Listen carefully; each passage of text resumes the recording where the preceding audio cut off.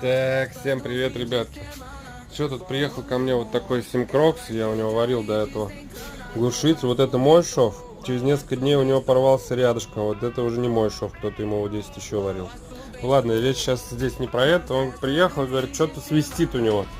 Когда мопед на холодную, что-то там где-то что-то посвистывает. Я так и не понял, он мне продемонстрировать это не смог, как это у него свистит. Я сам прокатился, я не смог ничего выявить, что у него свистит. Все работает нормально. Ну, он настоял, чтобы мы открыли, посмотрели. Я говорю, я могу ничего не увидеть. В общем, открыл, посмотрел трансмиссию. Все здесь хорошо. С вариатором, с роликами. Все в целом в рабочем состоянии.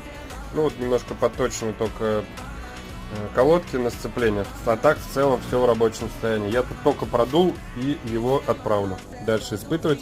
Как говорят мотористы, хороший звук себя проявит, ребят. Всем пока.